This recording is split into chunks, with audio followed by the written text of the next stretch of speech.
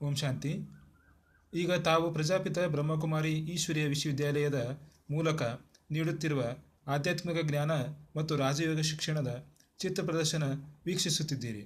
ಈ ಶಿಕ್ಷಣವು ಸ್ವಯಂ ಪರಮಾತ್ಮನೇ ಪ್ರತಿ 5,000 ವರ್ಷಗಳಿಗೆ ಒಮ್ಮೆ ಜಗತ್ತು ದುಃಖದಲ್ಲಿ ಮುಳುಗಿದಾಗ ಜಗತ್ತಿನಲ್ಲಿ ಮತ್ತೆ ಶಾಂತಿಯನ್ನು ಸ್ಥಾಪಿಸಲು ಒಬ್ಬ ಮನುಷ್ಯನ ತನುವಿನ ಮೂಲಕ 1936ರಿಂದ ಕೊಡುತ್ತಿರುವ ಬಹಿರಂಗ ಗುಪ್ತ ಸತ್ಯವಾದ ಜ್ಞಾನವಾಗಿದೆ. ಇಲ್ಲಿ ಮೊದಲನೆಯದಾಗಿ ನಾನು ಯಾರು ಎಂಬ ಸತ್ಯವನ್ನು ತಿಳಿಸುವ ಪ್ರಯತ್ನವಾಗಿದೆ. ಯಾರನ್ನಾದರೂ ನೀನು ಯಾರು ಎಂದು ಕೇಳಿದಾಗ ಅವರು ತಕ್ಷಣ ತಮ್ಮ ಹೆಸರು ಹೇಳುತ್ತಾರೆ. ವಾಸ್ತವವಾಗಿ ಆ ಹೆಸರು ಇರುವುದು ಅವರ ಶರೀರಕ್ಕೆ ಹೊರತು ಆತ್ಮಕ್ಕಲ್ಲ. ಇಲ್ಲಿ ಪಂಚತತ್ವಗಳಿಂದ ಕೂಡಿದ ಶರೀರದಲ್ಲಿ ಆತ್ಮ ಪ್ರವೇಶಿಸಿದಾಗ ಜೀವಾತ್ಮ ಅಥವಾ ಮನುಷ್ಯ ಆಗುತ್ತಾನೆ. ವಾಸ್ತವವಾಗಿ ನೀನು ಯಾರು ಎಂದು ಕೇಳಿದಾಗ ನಾನು ಆತ್ಮ ಎಂದೇ ಹೇಳಬೇಕಾಗುತ್ತದೆ.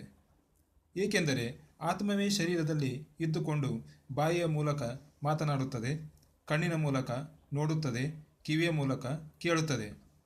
ಅಂದರೆ ಆತ್ಮವೇ ಶರೀರದ ಮಾಲೀಕನಾಗಿದ್ದಾನೆ.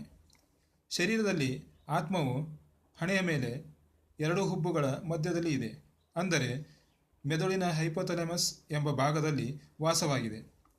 ಆತ್ಮದ ಆಕಾರ ಜ್ಯೋತಿರ್ಬಿಂದು ಸ್ವರೂಪವಾಗಿದೆ ಅಥವಾ ಹೊಳೆಯುತ್ತಿರುವ ನಕ್ಷತ್ರ ಎಂದು ತಿಳಿಯಬಹುದು. ಆತ್ಮನಲ್ಲಿ 3 ಅಂಗಗಳಿವೆ: ಮನಸ್ಸು, ಬುದ್ಧಿ ಮತ್ತು ಸಂಸ್ಕಾರ ಎಂದು. ಮನಸ್ಸು ಎಂದರೆ ಗಳಿಗೆಗಳಿಗೆ ವಿಚಾರ ಮಾಡುವ ಅಥವಾ ಸಂಕಲ್ಪ ಮಾಡುವ ಶಕ್ತಿಯನ್ನು ಮನಸ್ಸು ಎಂದು ಕರೆಯಲಾಗಿದೆ. ಬುದ್ಧಿ ಎಂದರೆ ಸರಿ ತಪ್ಪು, ನ್ಯಾಯ ಅನ್ಯಾಯ, ಧರ್ಮ ಅಧರ್ಮ ಇತ್ಯಾದಿಯಾಗಿ ನಿರ್ಣಯ ಮಾಡುವ ಶಕ್ತಿಯನ್ನು ಬುದ್ಧಿ ಎನ್ನುವರು. ಸಂಸ್ಕಾರ ಎಂದರೆ ಆತ್ಮನು ಶರೀರದಲ್ಲಿ ಇದ್ದಾಗ ಮಾಡಿದ ಎಲ್ಲ ಕರ್ಮಗಳು ಆತ್ಮನಲ್ಲಿಯೇ ಸಂಗ್ರಹಣೆ ಆಗಿರುತ್ತವೆ. ಇದನ್ನು ಸಂಸ್ಕಾರ ಎನ್ನುವರು. ಇಲ್ಲಿ ಶರೀರವನ್ನು ವಾಹನಕ್ಕೆ ಹೋಲಿಸಲಾಗಿದೆ. ಹೇಗೆ ವಾಹನಕ್ಕೆ ಡ್ರೈವರ್ ಇರುತ್ತಾನೆಯೋ ಅದೇ ರೀತಿ ಶರೀರಕ್ಕೆ ಆತ್ಮನೇ ಡ್ರೈವರ್ ಆಗಿದ್ದಾನೆ. ಈ ಚಿತ್ರದಲ್ಲಿ ಮರಣದ ನಂತರ ಏನು ಎಂದು ತಿಳಿಸಲಾಗಿದೆ. ಹುಟ್ಟಿದವನಿಗೆ ಮರಣವು ನಿಶ್ಚಯವಾಗಿರುತ್ತದೆ.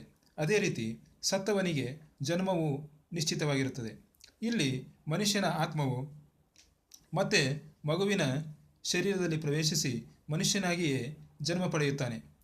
ಅದರ ಬದಲಾಗಿ ಮೊಲವಾಗಿ, ಪಶುವಾಗಿ, ಕತ್ತೆ